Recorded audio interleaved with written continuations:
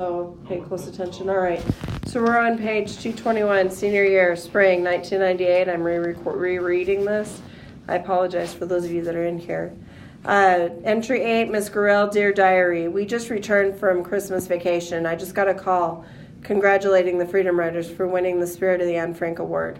The Anne Frank Center USA honors those who have followed the courage of their convictions to step forward and actively confront anti-Semitism, racism, prejudice, bias-related violence in their community. But there's a catch. We have to accept the award in person next Thursday in New York. During my college craze in October, I encouraged the students to apply for scholarships. I saw an advertisement in Scholastic Scope magazine promoting the Spirit of Anne Frank scholarship for students who combat discriminations in their own communities.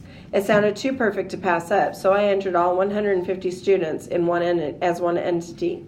As I was filling out the application, my competitive side kicked in, and I was convinced that my students had to win.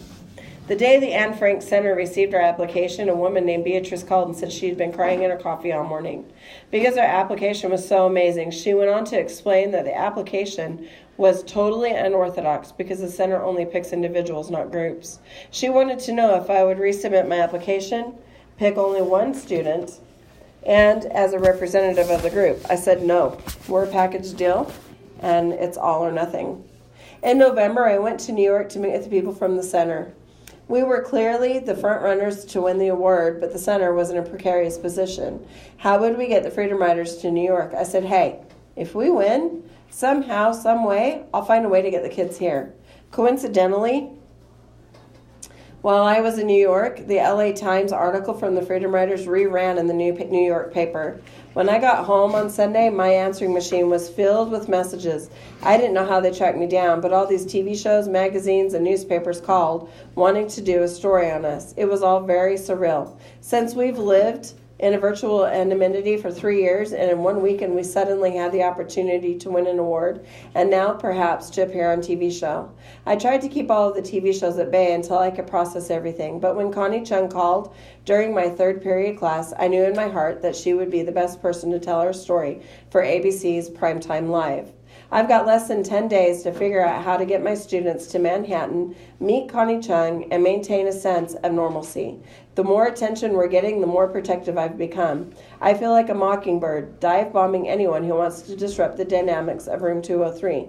I feel if they have the ulterior motives or the slightest bit disingenuous, I try to shelter the kids from them. Even though we don't have hotel or plane reservations yet, something tells me we will find a way to be on the plane next week. The clothing company Guess actually called me after the article ran in the LA Times offering to help our cause. Maybe I'll start with them to see if they can help me get some students to New York to accept this prestigious award in person. Okay, so I have some video for you I wanted to share with you. I feel like this video is really help for you guys to connect to the Freedom Riders. You get to see them in person. So what I'm going to do is I'm going to upload these videos here in just a few seconds after I stop talking to the recording. And I'm going to let you guys watch these. And I want you to pay attention to their stories to see if you can recognize some of the individuals within the novel. Okay? Sound good? Yeah? All right. Let me go ahead and stop this.